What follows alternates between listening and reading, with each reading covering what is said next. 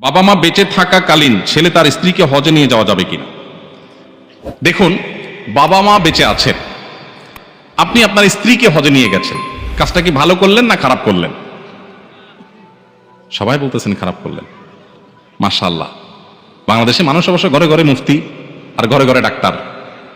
অসুখ হইলেও বুদ্ধি দেওয়ার লোকের অভাব নাই, আর মাসালা তো বলার লোকের কোনো অভাবই নাই। মাশাআল্লাহ ভাইরা আমার, হজের ব্যাপারটা হলো নিজের টাকা থাকলে নিজের হজ করানো ফরজ। নিজের টাকায় কাউকে হজ করানো কখনো ফরজ হবে সেটা বাবা মাকেও না, স্ত্রীকেও না। এখন যদি নফল হজ করানোর ব্যাপার আসে, প্রসঙ্গ আসে, অবশ্যই আপনাকে আল্লাহ টাকা দিয়েছেন একজনকে নফল হজ করানোর, তো আপনি কাকে প্রায়োরিটি দিবেন? তার উত্তর হলো অবশ্যই আপনি স্ত্রীর উপরে বাবা মাকে প্রায়োরিটি দিবেন। তাহলে উত্তরটা একটু ক্লিয়ার করে বলতে হবে। আপনার নিজের উপরে যদি হজ ফরজ হয় তাহলে আগে নিজের হজ করতে হবে। আমাদের দেশে বউয়েরই হজ করানো তো বোধ পরের কথা। অনেক ছেলে বাপ মারে হজ করানোর আগে নিজে হজ করলে গ্রামের মানুষ সমালোচনা করে, কত খারাপ ছেলে, বাপ মারে হজ না করে নিজে হজ করছে। এই সমালোচনা কি যৌক্তিক না অযৌক্তিক? কেন অযৌক্তিক?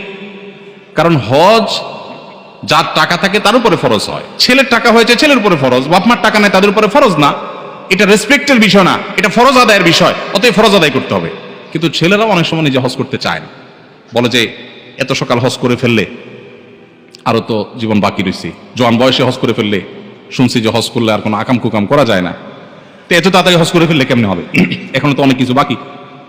আমি বলি, এখানে ওলামা একরাম আছেন, আমার ভুল হলে বলবেন, আমি কোরআন হাদিসে কোথাও কোনো ফিকহের কিতাবে, মাসালার কিতাবে এটা পাই নাই যে হজ করলে আর কোনো আকাম করা যাবে না। এ কথা কোনো কিতাবে লেখা নেই। কে বলছে হজ করলে আকাম করা যাবে না?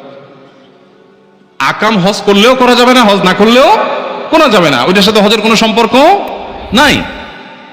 আমাদের দেশ থেকে সব বুড়া মানুষ হজ করতে যায় আর সব হারাহারি করে, এদিকে হারায় ওইদিকে যায়।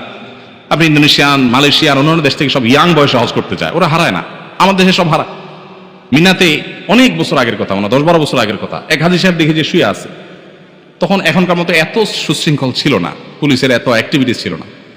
তো আমি মিনার দিকে আসলাম মুজদালেফা থেকে, আরাফাত আরাফাত থেকে মুজদালেফা রাতে যাপন করে আসছিলাম। তো ওই মুরব্বীকে দেখলাম যে একা একা শুয়ে আছে, সবাই ওদিকে যাচ্ছে। মুরব্বীর শোয়ার স্টাইল বলতেছে উনি গত 1-2 দিন থেকে এই জায়গায় আছেন, মানে লম্বা ঘুম, এবং তার গলায় প্লাগ আছে বাংলাদেশের পতাকা। দেখেছিলাম আমার দেশি মানুষ। বৈশা ভালোর জন্য জিজ্ঞেস করলাম, বাবাজি আপনি কি আরাফাতে যান নাই, মুজদালেফা যান নাই?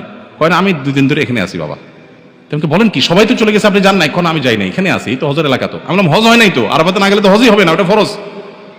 আমার উনি ধমক দিয়া বললেন, তোমার মাথা, হজ করার নিয়ত করে আসছি, হজ হবে না। কে বলছে তোমার? আমি আর কথা না বাড়ায় দেখলাম যে যান বাজায় চলে যায়। তো বুড়া বয়সে হজ করতে গিয়ে অনেকে উল্টাপাল্টা করেন। তো জোয়ান বয়সে হজ করবেন, যাদের ফরজ হয়েছে বাবা মাকে নিয়ে করাতে পারলে আলহামদুলিল্লাহ, কিন্তু না করাতে পারলে নিজের হজ করবেন। বাবা মারা মুরব্বীরা যারা আছেন উল্টাপাল্টা বদদোয়া দিবেন না, ভুল বুঝবেন না যে ছেলে নিজে হজ করলো আমারই করালো না। তার উপরে ফরজ হয়েছে সে করবে, তার যদি আল্লাহ টাকা বেশি দেয় তো নিজেও করবে, বাপ মাকেও নিয়ে যাবে, সেটা ভিন্ন কথা। কিন্তু না থাকলে তারটা আগে করতে হবে, যেহেতু তারটা ফরজ হয়েছে, আপনার টাকা নিয়ে আপনার উপর ফরজ না। এটা রেসপেক্টের বিষয় না। মেয়েরা বাপের বাড়ির জমি বিক্রয় করলে হজ করা কি ফরজ?